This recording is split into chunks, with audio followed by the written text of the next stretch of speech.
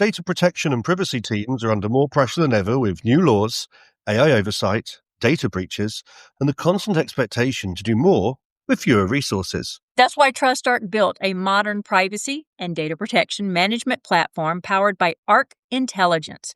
It unifies your tools, automates the work that slows you down, and surfaces what matters most right when you need it. From guided quick actions to our intelligent assistant, Ask Arc, you get credible, contextual answers backed by expert research, not generic AI guesses. Finally, privacy that works the way privacy pros work. Learn how TrustArc helps teams move faster with confidence at trustarc.com/serious-privacy.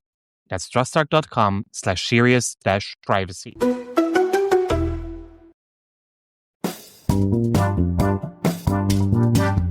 You're listening to Serious Privacy by TrustArc. Please welcome our hosts, Paul Breitbarth and Kay Royal. Just when nobody expected anymore that we would actually be having physical data protection meetings in Europe, the IAPP came out in force on 17 and 18 November last and organized the IAPP Data Protection Congress in Brussels. And with over 1,500 participants, it was a big success. Lots of discussions, both in the meeting rooms, in the conference rooms, but also, of course, in the ubiquitous corridors. If you've ever been to the Square building, you know that there are corridors everywhere. So lots of places to have discussions about privacy and how everybody's dealing with the COVID crisis. But most of all, I think it was the sheer joy that everybody felt of being back at a physical privacy meeting. Probably the same joy that a lot of people had when meeting at IAPP in San Diego some weeks ago. But of course, for us Europeans, that was out of the question because the borders were still closed. Now the world came together again, and hopefully not for the last time in a long time. And while at IAPP, I took the liberty of asking some quotes from privacy friends. And those are the ones that we will be hearing about today. Happy to discuss them together with Kay. My name is Paul Breitbarth. And I'm Kay Royal, and welcome to Serious Privacy. So I'm eager to dive into this topic today, but I will not forget the unexpected question. Woohoo. So this one is a short one, though, so we can dive right into it. Is your home clean? I hope so. I haven't been there for a week, so if it's a mess, then I'm not sure what I did before I left.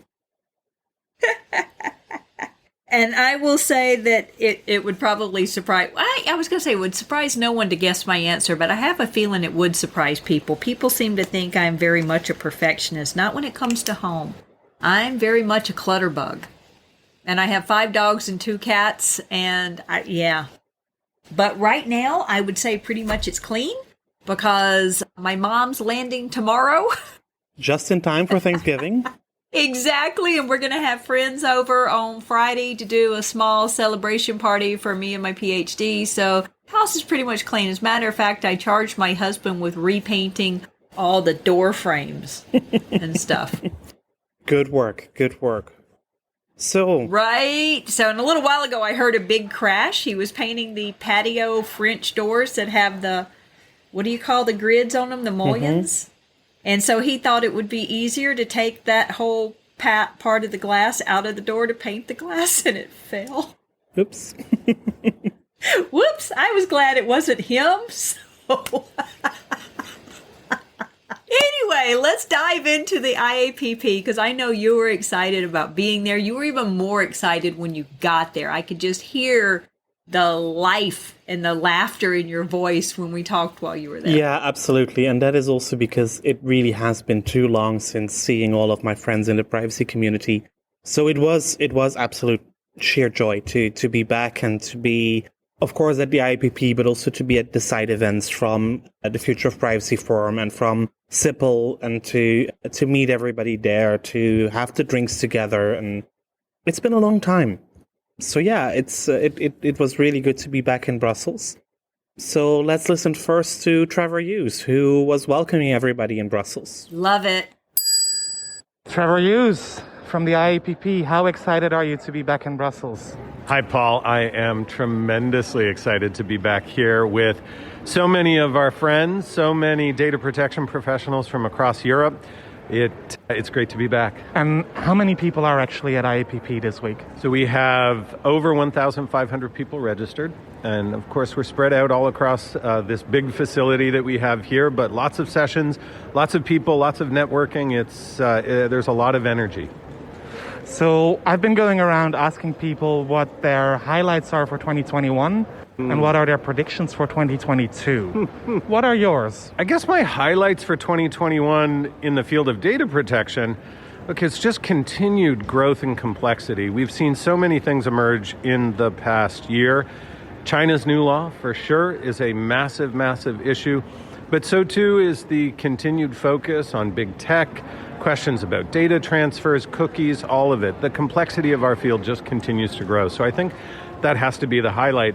And my prediction is the exact same thing, more of the same. We're going to see more laws, we're going to see more complexity, we'll see more risk. And frankly, that's a good thing for privacy professionals. It means our work is critical to this digital economy. And that's what I expect to see actually for the coming year and for many years to come. Just more complexity and more risk, more challenges for us to navigate as a profession. That was fantastic. And I know you saw, well, of course you saw Trevor and talked to him while he was here, but I know y'all had some other conversation while you were there as well. So that was really cool. But I think what really resonated with me was he said the same thing, the energy. Yes, absolutely. It was the energy. Love it. Love it. So I will say of the people you spoke to and the quotes that you got, one of the ones that resonated the most with me. So I'll start off my selection with this one was Ava Sexton from Truata. So although we've been living with a global pandemic, one upside of COVID, if there was one, was the focus on the use of data to try and help, in particular, governments and policymakers overcome the challenges of opening up society. And so what we heard was a lot of people talking about data, how to use data, how to innovate with data, how to derive insights from data in a way that would help us all overcome the challenges, open up society and the economy. And I thought that was fantastic in terms of shining a spotlight on data and innovation with data. Wonderful. And what do you think 2022 has in store for us privacy professionals? Probably more guidance, more of us trying to grapple with the practical reality of innovating with data, but doing so in a way that will respect individuals' rights. I live in the world of anonymization and pseudonymization. So as I am aware that there's going to be revisions made to the 2014 opinion from the Working Party 29 on anonymization, and I hope there'll be more clarity coming from the IAPP in the area of anonymization, because I'd like to see more people adopt privacy-enhancing technologies to help us innovate with data. And what I really, really liked about what she said was looking at the positive side of it. So the shining a spotlight on data and innovation with data. And as you know, that's one of the things that I believe in strongly is not just the withholding and protecting data. It's the fact that you can use data to advance and grow and get insights and actually help society and community. And a lot of privacy people don't look on the positive side of the use of data. No, I think that's true. And you hear a lot of times privacy being the hurdle, being the obstacle, making it impossible to share certain data. And to some extent, of course, that's true. I mean, we all have the discussions about international data transfers and what is no longer possible. While at the same time, if you look, for example, at the GDPR in one of the first recitals, it is explains that the GDPR is there to facilitate the free flow of personal data within the European Union. But if you look at recital, I believe it's 101, it also says the free flow of data around the world. Right. So what Ava... And people seem to overlook that part. Yeah, people overlook that part. And what Ava rightly pointed out is that, especially during the COVID crisis, we've seen how valuable data is. I mean, we are hit every single day with data, with the numbers of infections of people in hospital, of people vaccinated. And that is important for all of us to know, because it helps also to understand, to appreciate data. It helps to make sense of the whole situation. And I think that those are actually good lessons learned for all of us, how we can better use personal data going forward. Well, and I'll draw one given from the PhD when I was looking at the sample universities. Some of the sample universities only had health data on students because of tracking COVID infections. Yes, absolutely. That was it. I didn't see anything on their site about collecting health data. Now they probably do have vaccination records or something, but that's not on their health site. No, So, hopefully not. But yeah, so which one really resonated with you? Well, I think it's a combination of what Bojana Bellamy of CIPL said, but also what Gabriele Zenfir said from the FPF. Both were highlighting it is no longer just about data protection here in Europe. It is not just about the GDPR, but we are talking broader about data strategies with the Digital Market Act, with the Digital Services Act, a lot of discussions about artificial intelligence regulation that is forthcoming. So let's listen to those two quotes. Okay, first Bojana. I think the highlight, Paul, has to be the fact that privacy has got out of GDPR, and now we have to deal with all of the other areas of digital regulation, such as Digital Governance Act, Digital Markets Act in Europe, AI regulation in Europe and elsewhere. And therefore, accountability and age of accountability is the highlight that solves that problem. And that has to be the right for the last year. Wonderful. And what are you looking forward to for 2022? What is your prediction? I'm not sure I'm looking forward to that because it's going to be a difficult one, right? But facial recognition technology is going to be in the spotlight for sure for 2022. Nice. And now Gabriela. My highlight for 2021 was the PIPL, actually. I thought it was an outstanding thing to happen for China to adopt a general data protection law. That was extraordinary. We are, of course, looking at it from all sorts of angles, trying to make sense of it and understand how it will work in that particular jurisdiction. But I still think it was extraordinary to see PIPL happening. Thank you. And what is your prediction for next year? What will be the privacy highlight for 22?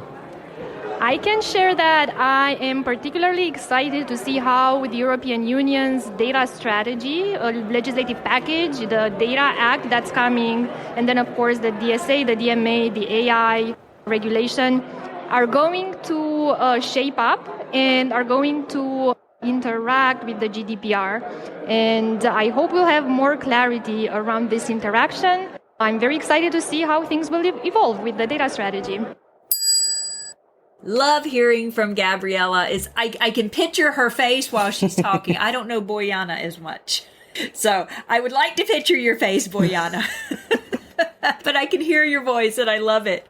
But Gabriela, I can picture her face as she's talking, and that's it. And I agree. I think the prediction for next year, especially where Bojana was talking about facial recognition. So I really like Bojana talking about facial recognition because at Arizona State University, I teach a privacy class and it's emerging technology. So it's different topics every class. But one of my students was an undergrad, and for her honors thesis, I was the supervisor, and the paper was on facial recognition technology.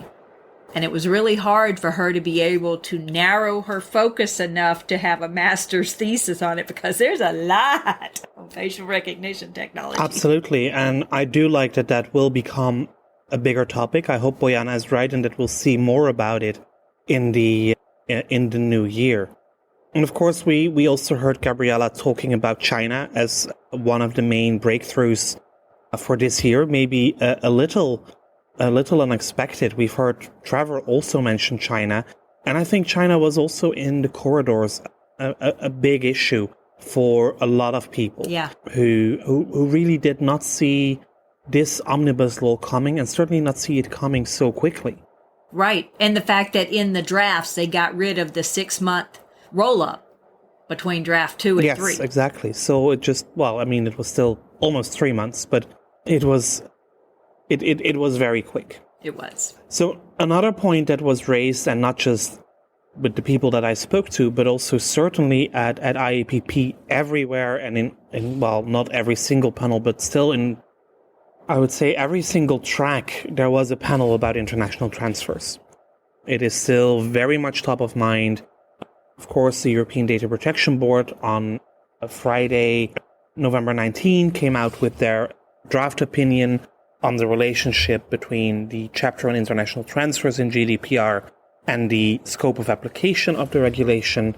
That was already anticipated during the conversations. We heard Bruno Gencarelli, the lead negotiator of the European Commission when it comes to international transfers, talk about new standard contractual clauses that might be coming for that specific scenario, but also heard him confirm that direct collection from an individual does not constitute a data transfer.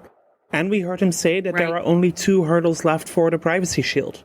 The US changing their legislation and the US providing better oversight and redress to Europeans. That's all that's there left to do. Wait a minute. There's only 2 hurdles, but isn't that what we've been hearing the whole time? Yeah, those are the only hurdles. But you know what? We'll discuss that more in our upcoming webinar. Which is on the December 1st? Yes, that's the December 1st. Let's make sure we throw that out for everybody. It's December 1st. Make sure you go to the website. We'll give you the link that you can register for. But, that was something that Andrea was talking about. Yes, this is Andrea from, she's the DPO at Volvo in Sweden. So let's listen. What is your privacy highlight for 2021? I would say that it needs to be the transfers, the data transfers aftermath, and everything that followed the Schrems II decision, and the fact that all of the global companies are probably still struggling to cope with it. And that is definitely my major highlight for the year. What is your prediction? I think that the complexity will grow even more. We see so many data protection laws being developed around the world, and well, even if we just take the US, it's so difficult, almost impossible to keep track of everything. And also we have initiatives like AI regulations and more sectoral and industry-based rules. So I think that dealing with the complexity and knowing what we can do is going to be the 2022 challenge. And she's so right when we're talking about the complexity, especially here in the U.S. I have a feeling we're going to see a lot more state laws passed, but we've been saying that for years, but we are getting more laws passed.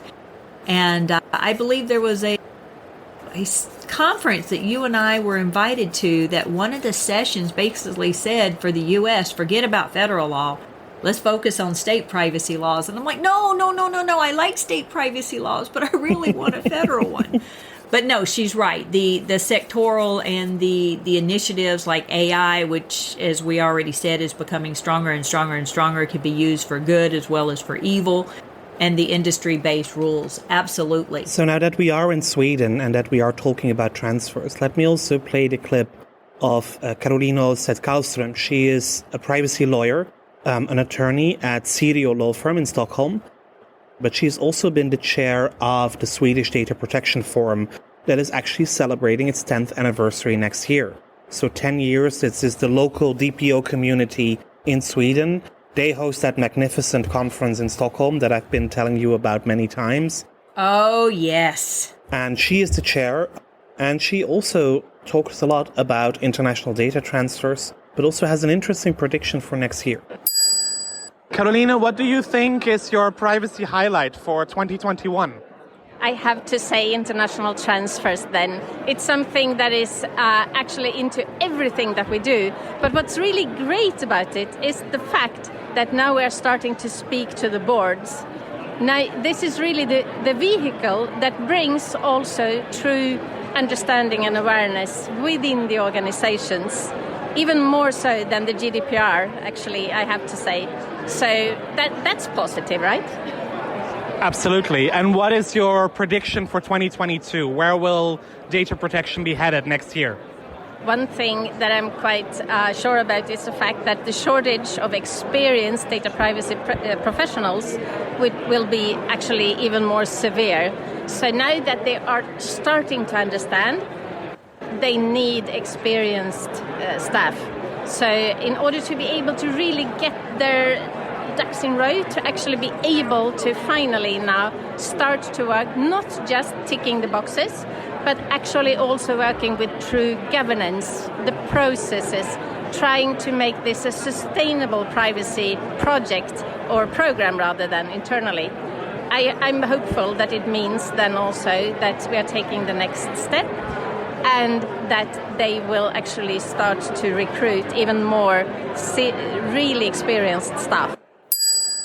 So yeah, what do you say about the need for experienced staff? I think it is something that we've been saying for a long time. I mean, you and I are both teaching privacy law for a reason. Right. But what are your expectations? Are companies finally going to be able to find good privacy people around, or will the shortage continue? Well, and that is also a question that I see because, one of the ways that I watch how the profession is growing is by watching jobs.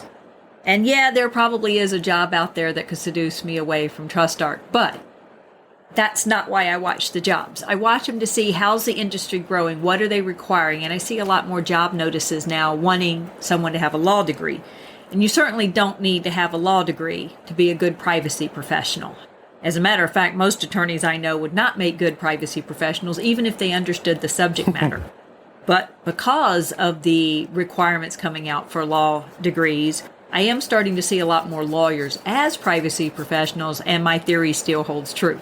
They don't all necessarily make really good privacy professionals. Oh, I'm not going to name names for that one. But we're starting to see where job descriptions now say they want someone with 15 years privacy experience. So I wonder if they're beginning to realize how many newbies there are in the field.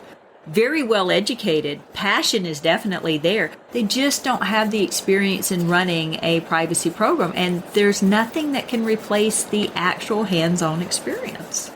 Well, when you are talking about that, I think money is also an important factor. And I saw a tweet last night. We recorded this on Tuesday, November 23rd. So this was a tweet from November 22nd. We'll copy the link from Omar Tena, who is currently a partner at Goodwin. He used to be for a long time with the IAPP.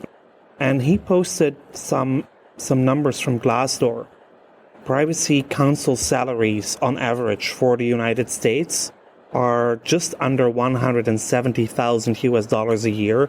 For privacy engineers, it is just under $150,000 a year. Yeah, Paul's laughing because I'm sitting here just shocked. I saw the tweet myself, but I'm shocked at the pay. You want experienced privacy professionals with over 15 years experience and you're paying for a 3-year level attorney? And I'm shocked because those amounts of money are ridiculous compared to what you would get paid in Europe. This is probably double than what you would get in Europe.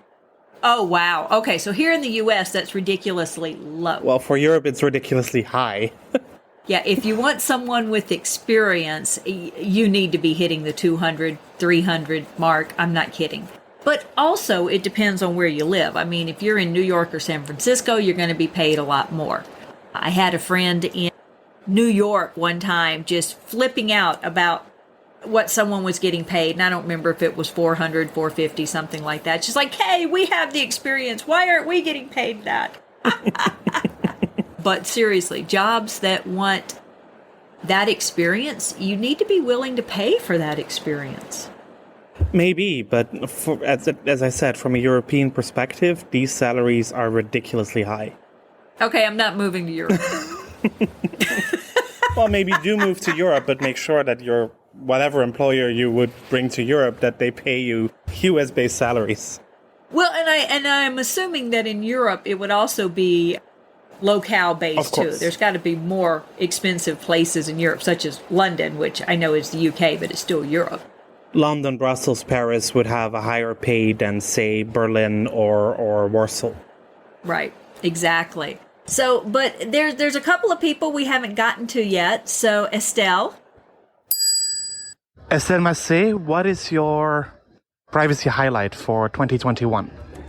The conclusion of the e-privacy deal by the Council, which allowed the start of the trilogue and the hope of this legislation to move forward in the near future. Very good. And what is your prediction for 2022?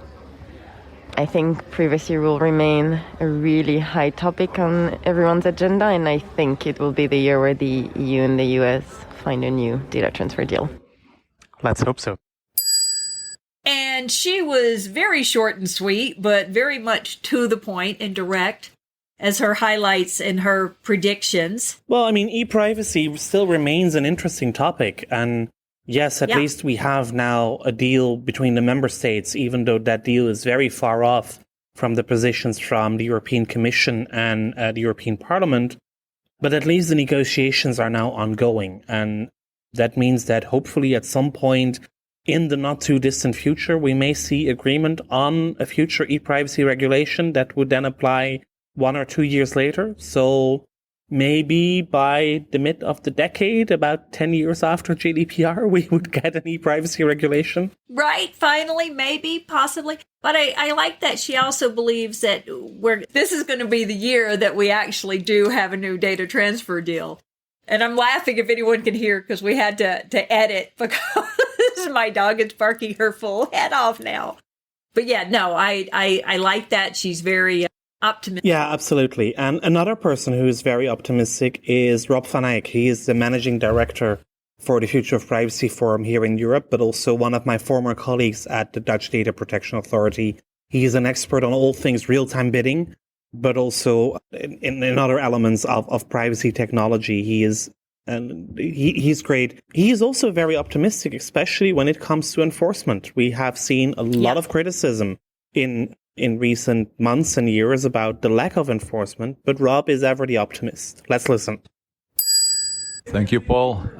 Well, to be honest, I'm pleasantly surprised to see that the EDPB and the member states, DPAs, are finally making progress on the joint enforcement, cross-border cooperations. And I think that's a noteworthy highlight to point out that it takes time for the GDPR to be pragmatic and practical, not just for the industry, but also for the authorities that need to enforce. Wonderful. And what are your expectations for 2022? What's in store for us? Well, let me limit that answer to one of the dominant themes from where I'm sitting that's going to be super exciting to keep an eye on, which is children's privacy. There are many privacy questions attached to that topic. For instance, verifiable parental consent, but also what about using machine learning to determine the age of a data subject? And is that reliable in terms of distinguishing whether somebody claims to be 12 years or 13 years? Like the false positive, false negative discussion that is rooted in data science. It's going to be, from where I'm sitting as a technologist, very interesting how this is going to get traction within the data protection community. And right, now isn't that fascinating? It is. Using machine learning to determine the age of a person. I think if you are looking for positive ways of implementing machine learning, this might actually be one of them. Facebook already has them beat. Well, maybe, but I mean, trying to do something for the greater good of mankind instead of just to make more money. I mean, what will you look like in 20 years? Upload your picture to be automatically aged. Or what did you look like 15 years ago? Upload a picture of you 20 years ago and a picture of you now, and let's show everybody, 20 years ago self. Yeah, true. But that doesn't automatically mean that you can also correctly predict whether a child is, or a person is actually a child or capable of consenting, for example, to process your personal data. And I think that is a next step. I forget who it was, but there was a company that said in order to use the technology as a child, because it was supposed to be limited to children only, they didn't want to let adults in the chat room. So in order to prove you were a child, you had to take a topless photo. Yeah. Y'all didn't hear Paul's look right No, there. I was looking like... I was like, I need to go look that up because that had to be an urban myth that anybody was requiring that. But I remember when it happened. Let's hope so. I remember when that story came out and I'm sitting there going, no. Oh, people, we can be so stupid. Yeah, but while on that topic, that's also about the relation between privacy and ethics. And another one of the persons that I talked to actually spoke exactly about that relationship between privacy and ethics. And that's Anna Puliu, who used to be at Chanel, is currently with Deloitte. So let's listen to her. Well, 2021 was actually interacting in an artificially intelligent way. seeing your colleagues, via computer screen, seeing them being part of a machine and you becoming a part of a machine. And that has privacy implications. Very nice. And what is your prediction for 2022? Where are we headed next? I think 2022, we're becoming a little bit more, let's say, aware of our digital beings, precisely of what we've been through and of how privacy and ethics are going to become a very important issue going forward. Also short and sweet. But what do you think? Yes, right? Like these very concise people. I would say that on the becoming part of a machine with privacy implications, and when I first heard that or first read that, I was sitting there going, what do you mean becoming part of a machine? Never see your colleagues below the shoulders because they're always on screen. Right? And I jumped straight to the Big Bang Theory where he put a monitor on a robot and drove it around school with his hat hanging on it so he would be a machine person for the future. That's where I went when I read her quote before I listened to it. But that's where I went with that. But I mean, basically, that is what it is. I mean, you and I are sitting here right now staring at each other. Would I recognize you in person? Maybe. I don't remember how tall you are. No, maybe not. Maybe not. I mean, we've sat down next to each other for the whole of 45 minutes, so. Right. You're like, yeah, Kay actually sat still for 45 minutes. Now I sit still for 8 hours a day. Or 9 hours a day. I do have a desk that raises and lowers, but no, I still think I'm connected to the machine. Yeah, so I think that is what Anna was talking about. Yeah. So if you like your quotes short and sweet, you are not going to like the quote from my final guest, which is a bit longer, but it's great as ever, Alex. But he talks about children and ethics, so bring it on, Alex. My biggest concern for privacy in 2021 was the European Commission derogation to the e-privacy directive on confidentiality of communications. I find that the derogation in particular doesn't comply with EU law, based on the advice that we've received from previous justice from the Court of Justice of the European Union. I feel that the technologies which are being used are not state-of-the-art and put a huge risk to the privacy of European citizens, not just to ordinary people, but also to the victims of child abuse, whom the derogation is supposed to try and protect. Because when you lose freedom of speech, when you lose confidence of confidentiality in the messages that you're sending, it makes it very difficult then as a victim of abuse to speak out or seek assistance or help in order to deal with the issues that arise as a result of that. So that's my biggest concern from 2021. And what is your prediction? What will be in store for the privacy family for next year? I think 2022, we will probably see a lot more discussion around AI, automated decision making. I would like to see trialogue on the e-privacy regulation resolve at some point. Will it happen in 2022? I would hope so. But there seems to be at loggerheads at the moment between the three institutions. And things returning to normal, people traveling again, hopefully, things not going too silly with regards to invasion of privacy around health data, returning to work, etc. Yes, true Alex fashion. A lot of information, very impactful, and delivered with a lot of authority and passion. Absolutely. Love the delivery there. Absolutely. It's Alex. And I mean, these were just 10 of the 1,500 plus people that attended IAPP, a random selection. I tried to include some of my friends, but not all of them, include some of the officials, some of the civil society, men, women, and well, just whoever I could get in front of the microphone. But in any case, I want to say a big thank you to everybody that came up to me during the conference to say how much they enjoy Serious Privacy, both for me, but certainly also for Kay, who, of course, I passed on all these compliments to.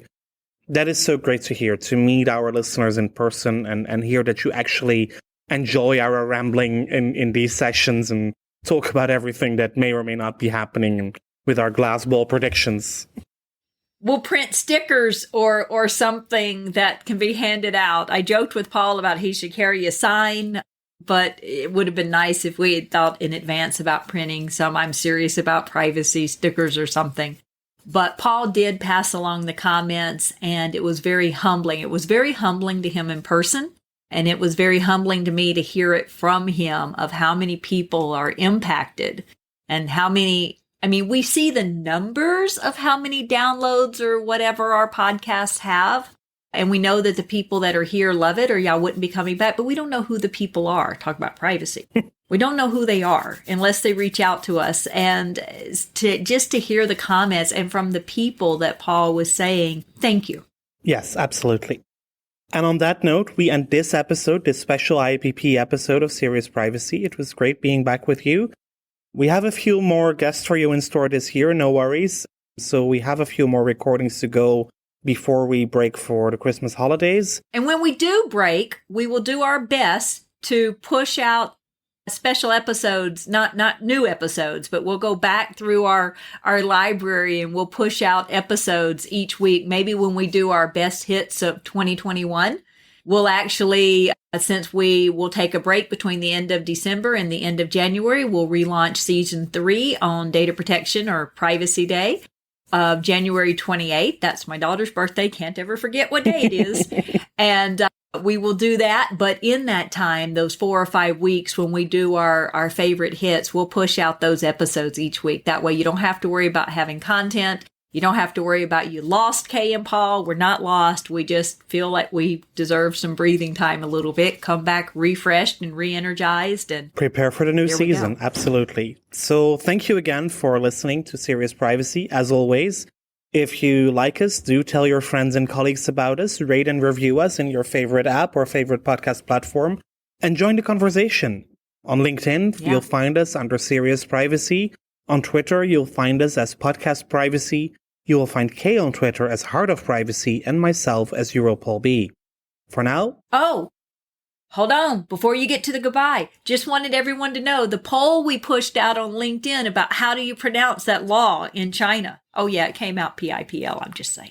Yeah, and one of our previous guests actually talked to me about that, and he said, well, Kay is not very consistent in her interpretation of abbreviations. Because you are talking about HIPAA, you are talking about PIPEDA, so it should be PIPPLE. Oh. On that note, goodbye. Bye, y'all. That was Serious Privacy.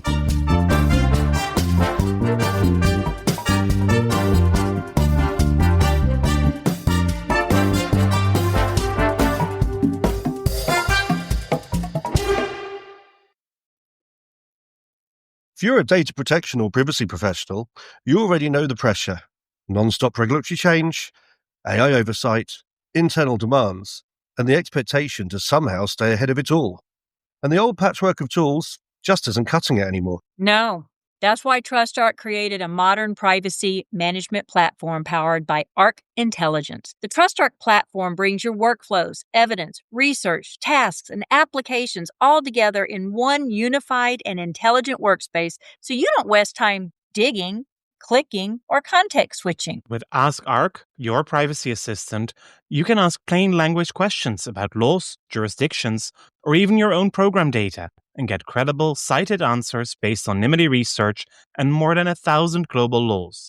It's explainable, transparent, and purpose-built for data protection and privacy. So if you need to add a vendor, create a cookie banner, or start an assessment, quick actions take formally complex tasks, turn them into bite-sized guided workflows to save you time. It's a platform that thinks like you, works like you, and helps you move faster with confidence, whether you're a seasoned DPO or you're just getting started. See how modern privacy gets done. Explore Arc at trustarc.com/serious-privacy. That's trustarc.com/serious-privacy.